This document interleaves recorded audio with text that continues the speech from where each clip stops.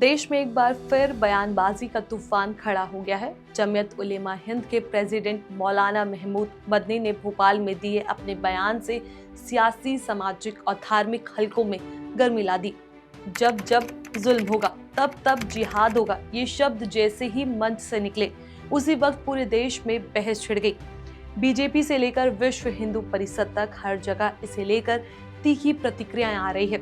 मदनी ने अपने बयान में सुप्रीम कोर्ट, वंदे मातरम और अल्पसंख्यकों के हक का जिक्र भी किया। इसी मुद्दे पर आज बात करेंगे हम इस वीडियो के अंदर। नमस्कार, मैं हूं चेष्टा नागर, आप देख रहे हैं द हिंदी टॉप।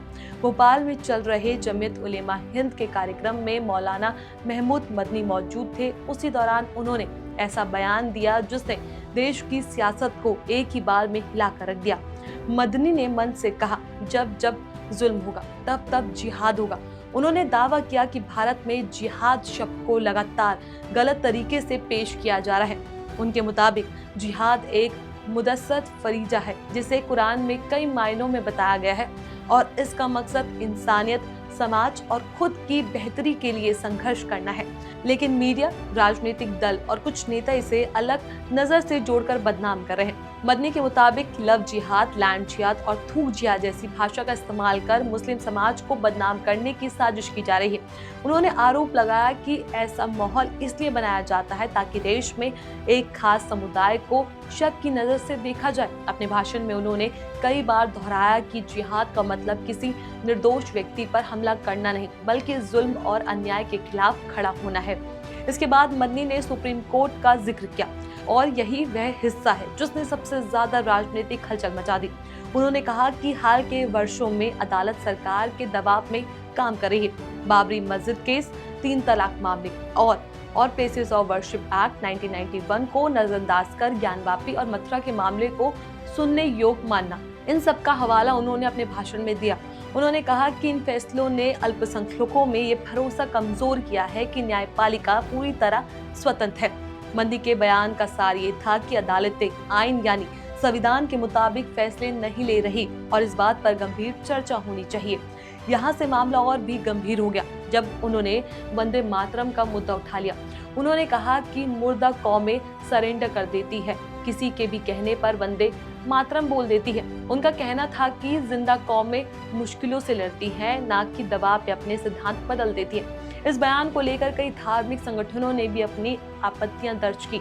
मदनी का कहना था कि देशभक्ति दिल से होती है, किसी के आदेश या जबरदस्ती से नहीं।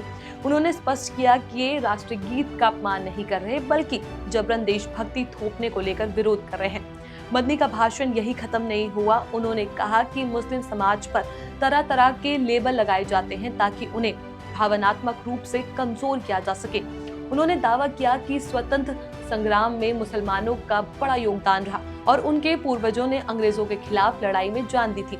इस पूरे विवाद में जनता की राय भी बटी हुई है। एक वर्ग का कहना है कि मदनी का उद्देश्य जिहाद शब्द की धार्मिक व्याख्या करना था और इसे अलग नजर से जोड़ना गलत है। वहीं दूसरा वर्ग कहता है कि ऐसे बयान देश की संवेदनशीलता को चोट पहुंचाते हैं और राजनीतिक ध्रुवीकरण बढ़ाते हैं। सोशल मीडिया पर सबसे बड़ी बहस इस बात पर छिड़ी है कि क्या वंदे मातरम पर कोई विवाद होना चाहिए।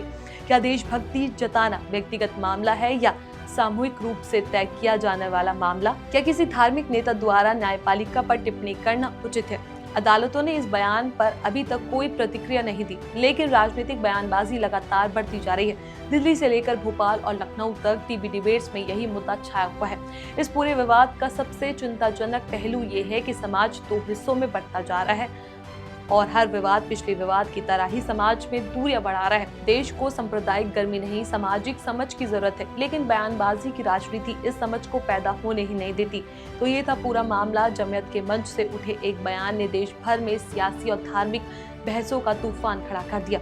सवाल अब यही है कि क्या यह बयान धार्मिक परिभाषा का हिस्सा है, राजनीतिक टिप्पणी है या फिर देश के माहौल को गर्म करने वाला एक और विवाद?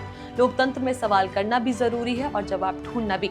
अब देखना ये है कि अदालत, सरकार और समाज तीनों इस विवाद को किस दिशा में ले जाते हैं। फिलहाल माहौल गर्म है और बहस जारी है। इस खबर को लेकर आपका क्या कुछ कहना है, आप इसे कैसे देखते हैं? अपनी राय हमें नीचे कमेंट बॉक्स में जरूर बताएं। ऐसी और भी वीडियोस के लिए हमारे चैनल द हिंदी टॉप को सब्सक्राइब कर लें। इसके अलावा आप हमें एक्स, फेसबुक और इंस्टाग्राम पर भी फॉलो कर सकते हैं।